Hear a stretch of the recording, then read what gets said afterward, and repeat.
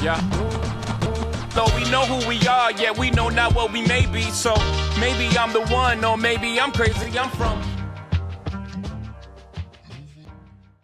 Welcome back to your No Malarkey Guide to Machine Learning. This is Kalu, and I'm feeling great. I just had a wonderful meal. I'm feeling quite joyous, and I decided, why not share some of that joy with you guys? Except I'm sorry I can't share the food that I just had, but I can share some wonderful machine learning and linear regression knowledge with you guys. So first off, I want to say congratulations. Congratulations, because we just finished doing our first linear regression model. We were able to write a model using weights to predict a given mystery NBA player's height. If we have their weight, we can predict how tall that they might be. We made a prediction model.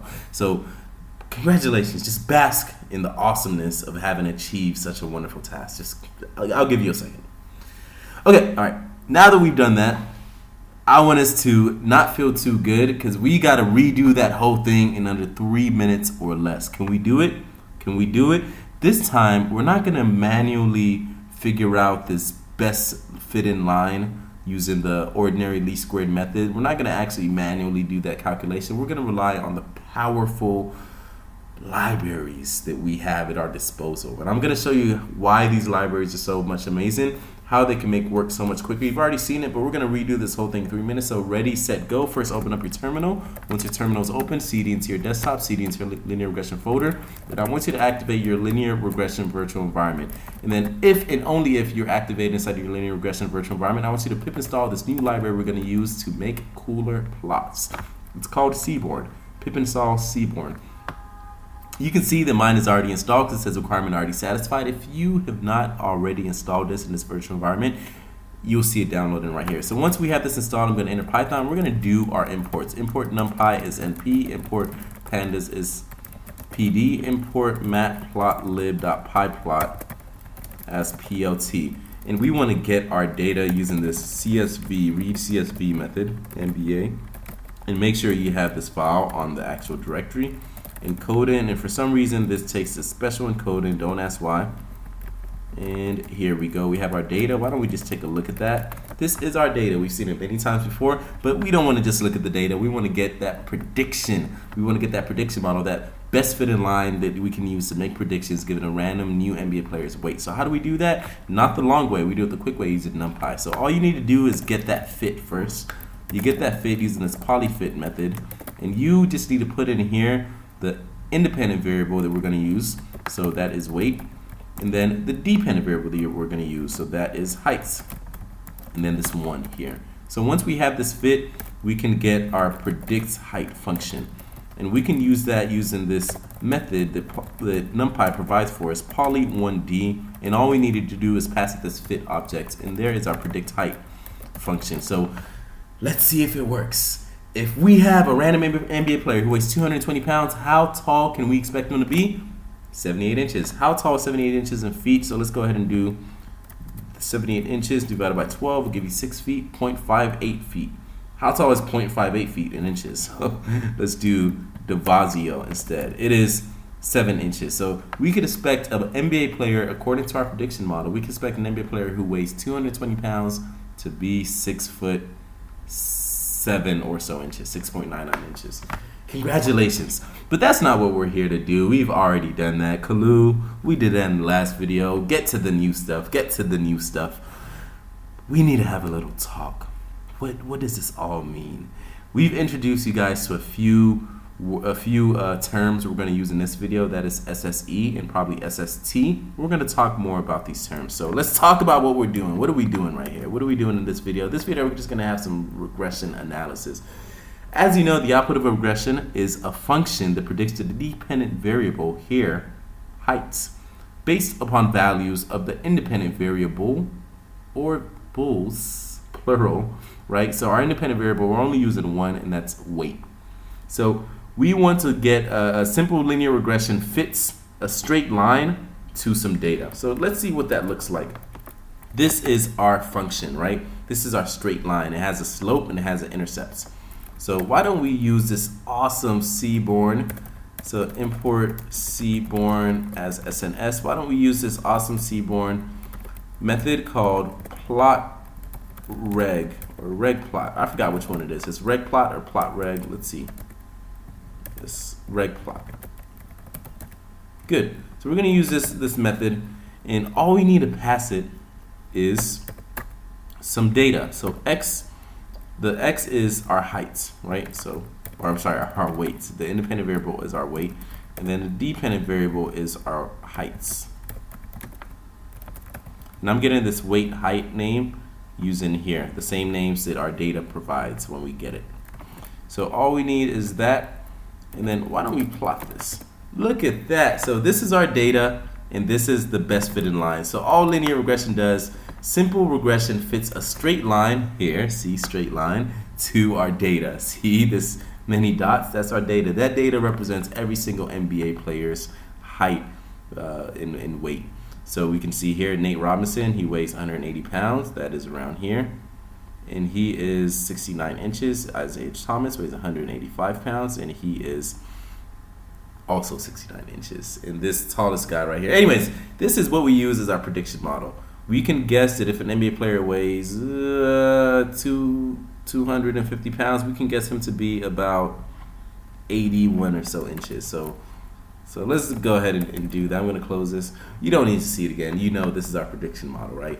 So all linear regression does is simple regression fits a straight line to our data, and we use that straight line to make predictions. Very easy. So we have to come to a very sad realization that even though we did this amazing job of making this simple linear regression line, right, this line of best fit that best fits our data that we use to make prediction, it does have some error. I mean, look at that. You could tell that it doesn't even fit perfectly with our observed actual data, right? There's some error rate, right? It's pretty good. It's pretty darn good, but it's not perfect, right? There is a little deviation between the actual data and what our prediction would say, but some deviation is tolerated. We want to find out how much error. Too much is not tolerated. And more importantly, we want to figure out how much better is this model than just guessing the average height. So we did that in the third video. We were able to just guess the average height, and we were able to figure out that error. So the error between how much each actual data point deviates from the average. Let's go ahead and get this average height up here. So we're talking about average height. Why don't we plot it? I love to plot things. So why don't we go ahead and plot it?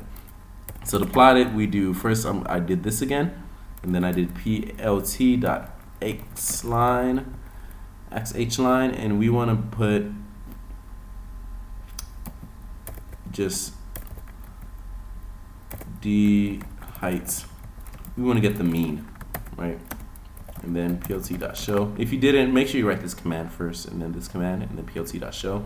And this line represents our average height.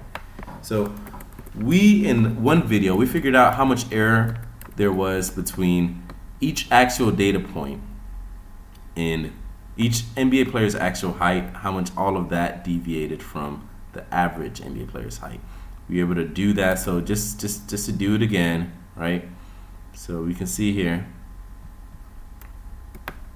Go ahead and Control C this.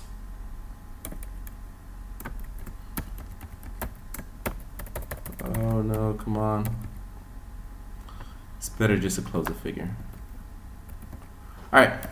So sorry about that. So we were able to look at d.head. So this is Nate Robinson. So the average NBA player's height, let me get this height. I don't want to keep typing it. Let me just put it in a variable called h. H equals this and w equals. So the average NBA player's height is 79 inches. Nate Robinson is 69 inches. So the deviation between that is 79 minus 69. And then that squared is 101. So that is the sum of squared error, or the square error for only one data point. We want to get the sum of squared error for all our data points. We've already done that, and that was some number. If we did this, what we just did for Nate Robinson, if we did that for every single NBA player, that would give us 6,000. And just to show you guys, that is the total amount of deviation between each data point, each height, and the average height. So just to show you guys, that is called the SST. That is a very important figure. So that is the total amount of deviation. We want to compare that total error with how much error is in our regression model. So a least squares regression selects the line with the lowest total sum of squared prediction errors. This value is called the sum of squares of error. Sum of square errors. That's what I call it. Sum of square of error. Okay. And that is how much our predicted value deviates from the actual data point. And so why don't we do that? So let's say the actual data point is 69 and it would predict, or let's say a data point, this is a data point, right? If we have a player that weighs 180 pounds, we would predict them to be 74 inches. But here, Nate Robinson is 69 inches. So there's some deviation. So 74.73, right? Our prediction minus the actual data point, 69, is 5. And then we need to square that. So we need to do that not just for Nate Robinson, but for every one of our 504 data points that we have, right? And then we need to sum all of that up and we get our sum of squared errors, so our SSE. So let's do that right now. First, let's get our SST, the amount of deviation each data point is from the average height. And then we're going to get how much the deviation from each predicted height is, from the predicted height, the SSE. So let's get the SST first. That is a total amount of deviation. And for that, we just want to do SST equals 0 for heights in heights, H. Error equals our heights, actual height, minus our average height. And then we're going to want to square that. And let's add that to our running total of SST. And that will give us the 6. Whoa!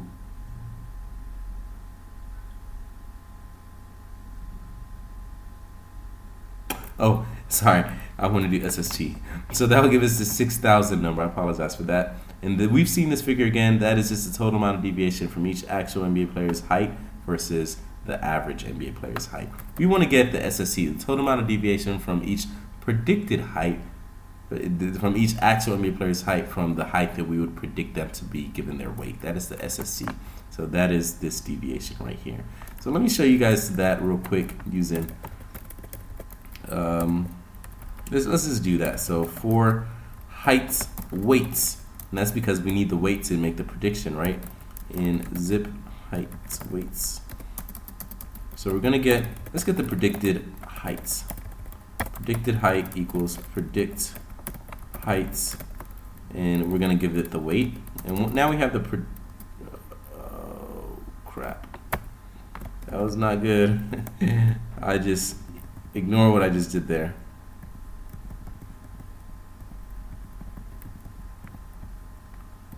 Okay, so let's do that again. And we want to call this predicted height. Predicted height, right? 1, 2, 3, 4. So now that we have the predicted height, we want to get the error. And unlike this, where we did each height minus the average height, we want to do predicted height. The error equals each height minus the predicted height. And then, as usual, square it. And now we have that. Let's add it to the running counter of our SSE.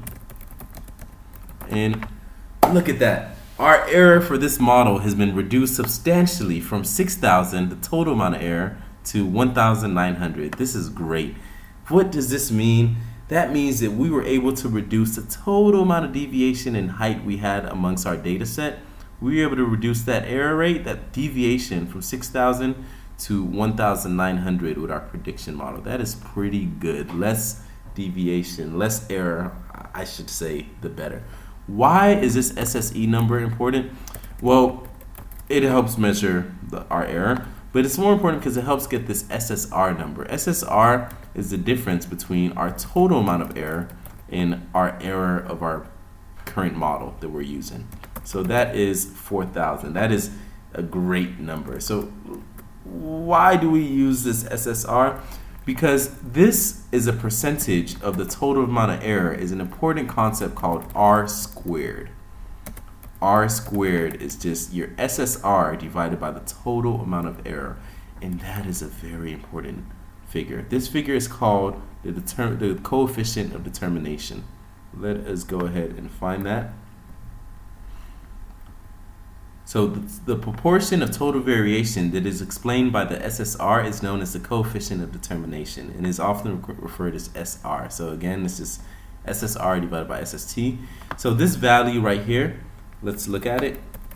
It is 0.67, and it is between 0 and 1. So the higher it is to 1, the higher the number is, the better that your regression model fits the data, the more accurate your regression model is. So 0.67, that's not bad. So good job, guys. 1 would be perfect. 0.67 is really not bad. You guys have done quite well. So we have now been able to calculate the total sum of square errors for the deviation in heights, right? And after that, we were able to make a model that can predict a given NBA player's height using weights. And with that model, we were able to calculate the total sum of square errors, right? How much our model is off from the actual data. And so with this two things, the total amount of deviation versus the deviation in our model, we were able to look at that as a percentage and get R squared. Or look at the difference, how much our model reduced the amount of error, right? And that number is the SSR. So it reduced it by 4,000. Then we were able to look at this SSR as a percentage of the SST, and that gives us R squared. This is how we measure how well our regression model fits the data, how accurate our regression model is. So you guys have done a great job. I'm so proud of y'all. The main thing I want to keep y'all engaged in, or you guys engaged in, I should not say y'all, I don't want to sound Texan. So is just remembering what we did here. We got the SSR, we got the SSE, we got the SST.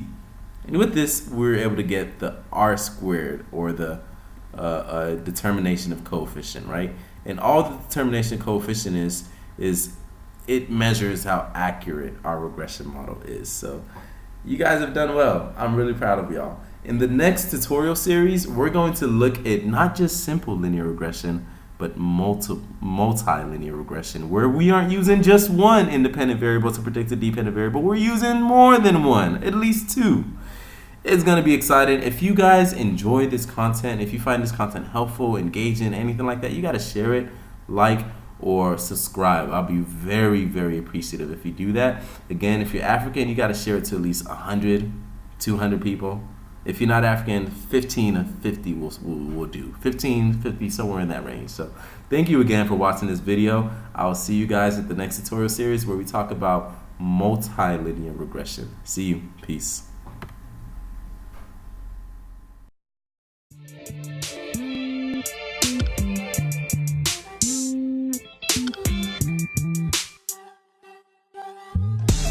Financial freedom, my only hope.